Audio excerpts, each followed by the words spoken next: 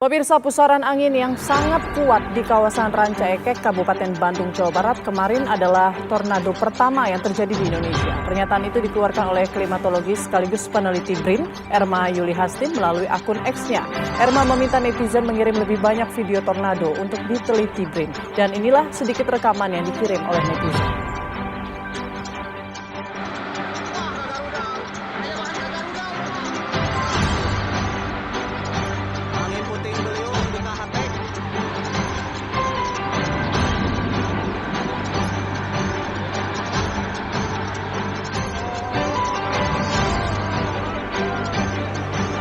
Netizen di kawasan Kabupaten Bandung, Jawa Barat merekam detik-detik terjadinya tornado pertama di Indonesia.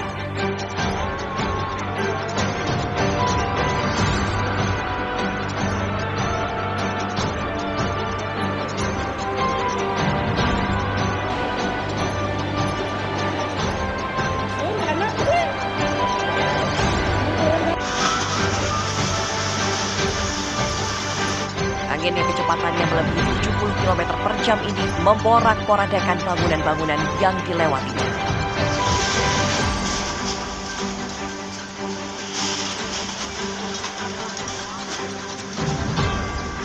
Masyarakat yang berada di lokasi kejadian merasakan betul betapa mengerikannya angin ini.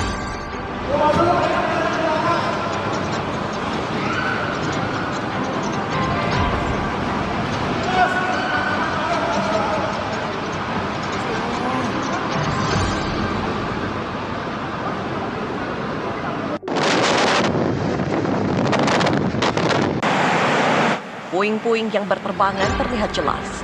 Pengemudi truk-truk kontainer pun memilih untuk menghindarinya.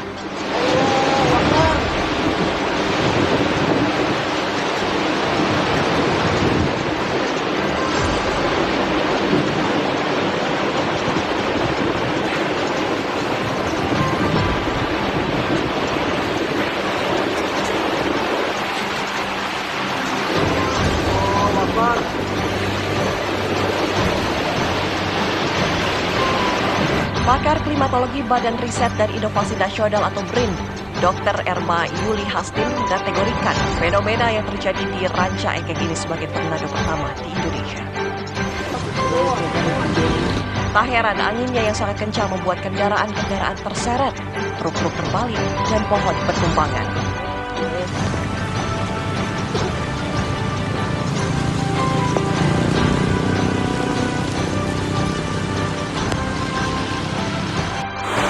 Karena peristiwa ini baru pertama kali terjadi, Erma yang berbasis di Bandung meminta masyarakat mengirimkan video-video tentang tornado Ranca Ekek.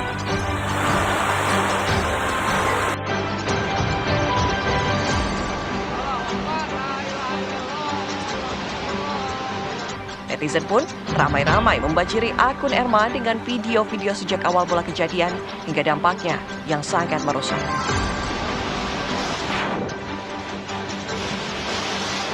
TV One mengabarkan.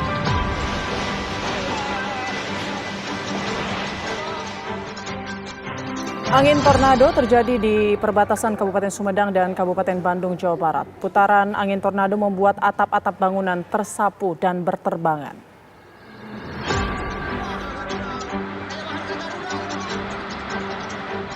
Inilah detik-detik ketika angin puting beliung menerjang wilayah perbatasan Kabupaten Sumedang dan Kabupaten Bandung, Jawa Barat. Dalam video amatir yang berhasil direkam oleh warga, terlihat benda-benda yang dilewati oleh angin puting beliung tersapu dan berterbangan.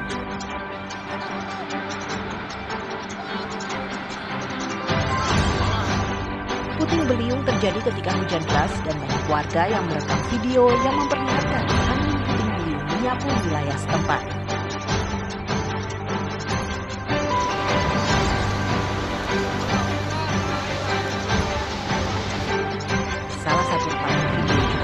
Atap bangunan pabrik PT KHTEX di wilayah Sumedang rusak tersapu angin puting beliung.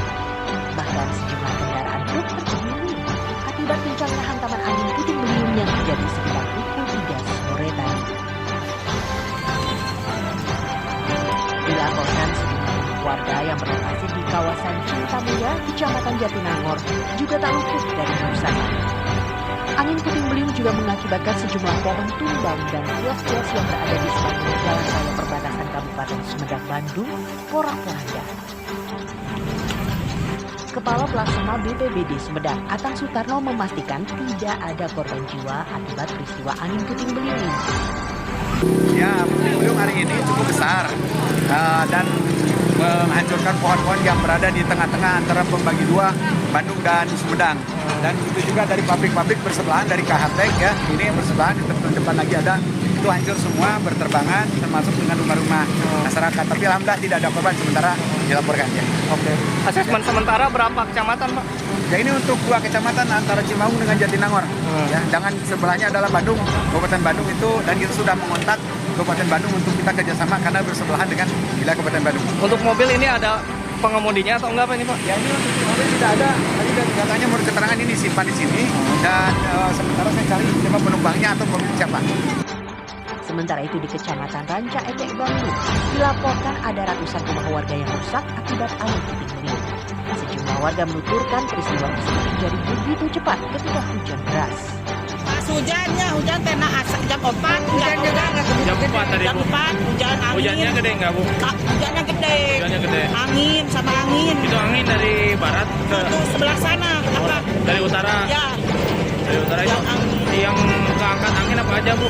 Itu atap pabrik. Atap-atap pabrik ya. Atap pabrik. Ini- Warung-warung tuh yang di sana, warung-warung pohon pada tumbang. Saat ini petugas gabungan masih melakukan pembersihan atap-atap bangunan dan pohon tumbang yang rusak akibat angin puting beliung. Pendataan jumlah kerusakan juga masih dilakukan petugas. Iwan mengabarkan. 5 kecamatan di Kabupaten Bandung dan Kabupaten Sumedang, Jawa Barat terkena dampak tornado pertama di Indonesia. Endra Kusuma saat ini sudah di Ranca Ekek. Endra, bisa diceritakan lebih banyak soal dampak kerusakan akibat tornado kemarin? Seperti apa, Endra? Ya, Putri dan pemirsa tujuan, dari pagi tadi upaya pembenahan untuk perbaikan terutama instalasi jaringan listrik dan internet berupa dilakukan oleh PUPR dan PLN yang ada di kawasan Ranca Ekek ini. Dan sejauh ini dampak pun dengan adanya angin tornado ini cukup signifikan sekali karena mencakup sekitar 4 kecamatan yaitu di antara Jatinangor, Cimanggung, Ranca Ekek dan Cicalengka. Dan sejauh ini dampak dari angin puting beliung ini memang cukup dirasakan oleh beberapa warga dan warga pun memang sempat menjadi trauma kondisi ini karena ini memang baru pertama kali dirasakan oleh warga dan warga pun sudah menyangka akan kondisi seperti ini di mana sejumlah rumah hampir di desa Tanjung Mekar aja hampir 7 RW ini sekitar rumah itu hampir 392 rumah yang terdampak yang mengalami kerusakan ringan maupun sedang dan rata-rata memang atap dan tiang-tiang dari pancang dari rumah itu memang ambruk dan sejauh ini dan kondisi tersebut juga warga pun yang terdampak pun sekitar 32 kepala keluarga atau sekitar 166 jiwa yang terdampak akibat kondisi angin tornado ini. Selain dirasakan dampak dari kerusakan rumah juga, ternyata akibat dari angin tornado ini buat jaringan listrik terputus dan membuat sejumlah warga yang ada di sekitar lokasi pun sejauh ini kesulitan untuk air bersih karena rata-rata mereka memang memakai jet pump dan kondisi ini memang berharap agar pemerintah agar segera untuk melakukan pembenahan lebih secara cepat untuk tanggap darurat secara cepat sejauh ini. Mungkin untuk sementara waktu, Putri. Baik, terima kasih Endra Kusuma melaporkan langsung dari Ranca Ekek, Kabupaten Bandung, Jawa Barat. Pemirsa, pakar klimatologi BRIN, Dr. Erma Yuli Hastin mengungkapkan sejumlah fakta tentang tornado pertama di Indonesia yang terjadi di Ranca Ekek. Dan berikut adalah pernyataan Erma melalui akun X-nya.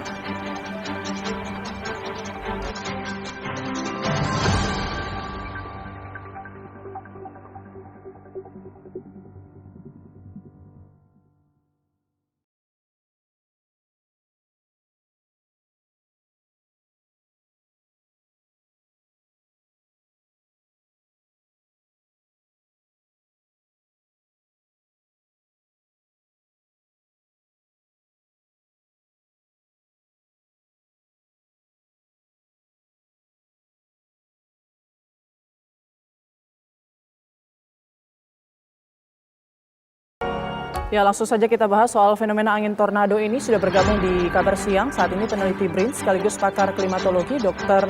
Erma Yuli Hastin yang akan menjelaskan lebih banyak tentang fenomena tornado Ranca Ekek. Selamat siang, Dr. Erma. Selamat siang, Mbak.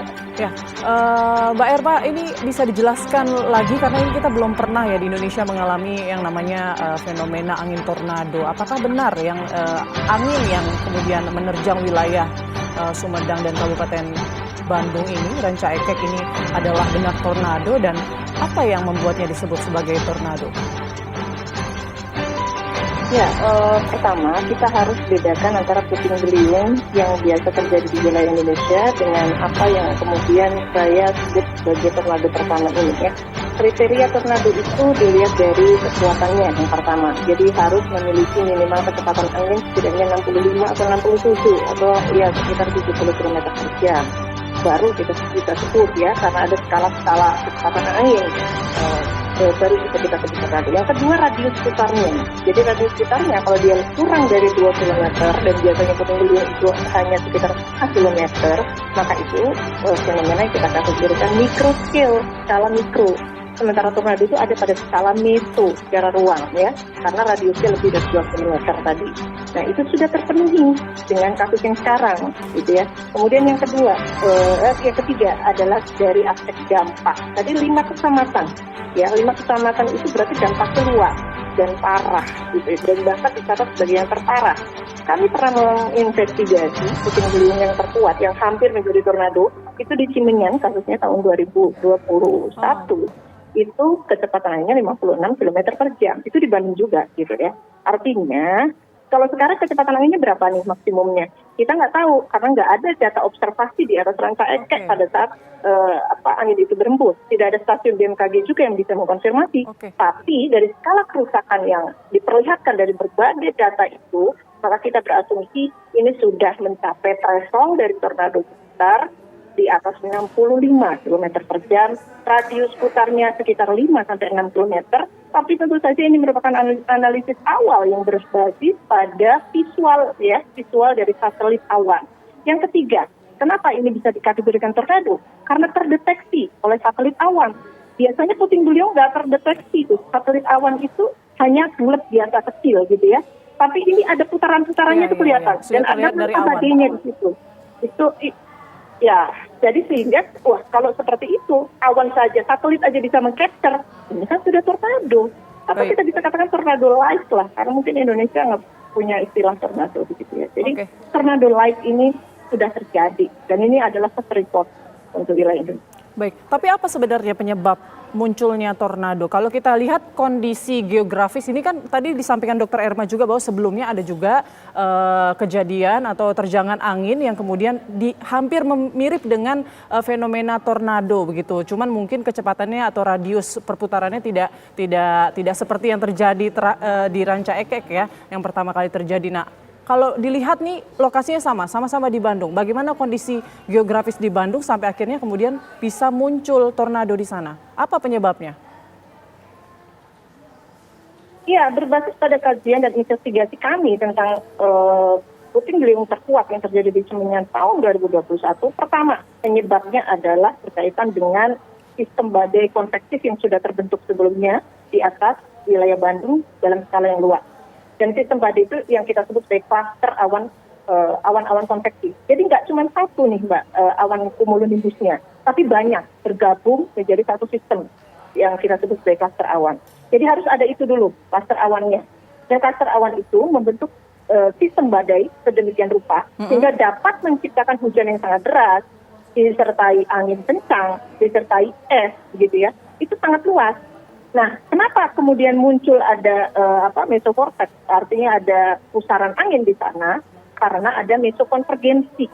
Artinya ada daerah yang panas banget di situ, yang menjadi tekanan rendah. Sistem tekanan rendah itu lah yang menyebabkan angin-angin terpusat di situ.